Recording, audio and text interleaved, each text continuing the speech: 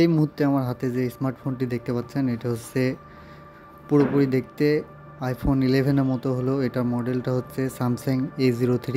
So ফোনটি আমি 2 বছর যাবৎ ব্যবহার করেছি।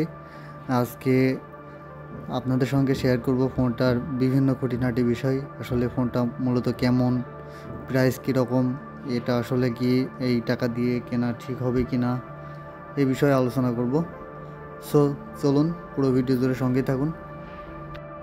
প্রথমে যদি বিল্ড কোয়ালিটি নিয়ে কথা বলি এবং ডিজাইন নিয়ে কথা বলি, ব্যাক সাইড দেখতে পুরো আইফোন 11-এর মতো, কিন্তু এটা পারফরমেন্স ওয়ালটন অথবা স্যামসংয়ের থেকেও খারাপ। সো চলুন ডিসপ্লে নিয়ে কথা বলি। ডিসপ্লে হিসেবে রয়েছে 6.5 ইঞ্চি একটা ডিসপ্লে, আইপিএস ডিসপ্লে, যেটা 16 মিলিয়ন কালার প্রোভাইড করে। এটা 720x1600 পিক্সেলের একটা ডিসপ্লে, যেটাতে 270 ppi ডেনসিটি রয়েছে। সিপিইউ হিসেবে রয়েছে একটা অক্টাকোর প্রসেসর, যেটা 2x1.6 GHz-এর। চলুন এবার ভেরিয়েন্ট এবং প্রাইসের কথা জানা যাক। ফোনটি মাত্র 2টি ভেরিয়েন্টে লঞ্চ হয়েছে, যেটা হচ্ছে 3GB 32GB এবং 4GB 64GB। এই ফোনের 3GB 32GB ভেরিয়েন্টের দাম 13,000 টাকা এবং 4GB 64GB যেটা আছে সেটার প্রাইস আসবে 17,000 টাকা। সো আমি মনে করি এই ফোনটা এত টাকা দিয়ে সে আপনি যে ভেরিয়েন্টটি কিনুক, এটা হচ্ছে সম্পূর্ণ টাকা জলে দেওয়ার মতো। ফোনটাতে 12 মেগাপিক্সেলের মেন শটার থাকলেও এটার ছবি আসলে নোকিয়ার 2 মেগাপিক্সেলের কাছেও হেরে যায় এবং এই সময় এসে এই ধরনের ক্যামেরা সেটআপ আসলে চলে না। ফোনটিতে রয়েছে বিভিন্ন ধরনের সমস্যা, আপনাদের সঙ্গে সেটাই আজকে শেয়ার করব।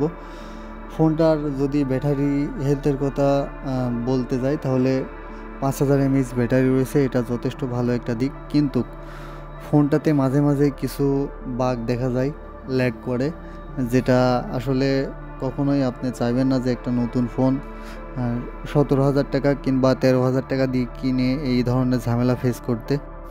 সো এভরিওয়ান, এখন চলুন এই ফোনটি দিয়ে তোলা কিছু ছবি আপনাদের সঙ্গে শেয়ার করি। দেখতে পাচ্ছেন ছবির কোয়ালিটি আসলে এরকম হয়।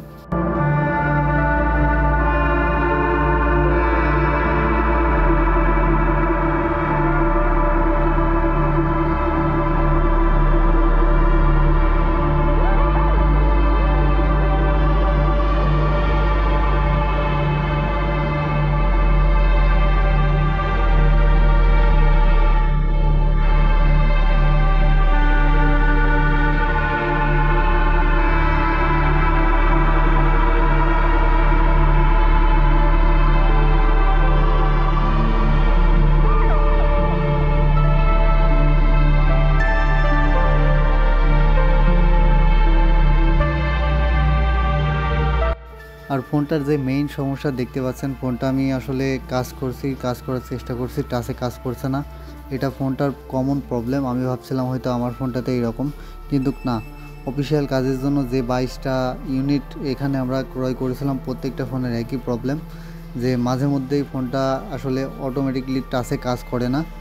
পরে ফোনটার লক বাটন চেপে তারপরে কাজ করতে হয়, আবার যখন কাজ করে অটোমেটিকলি দেখতে পাচ্ছেন ফোন টিপলেও কাজ করে, না ব্যবহার করলেও কাজ করে।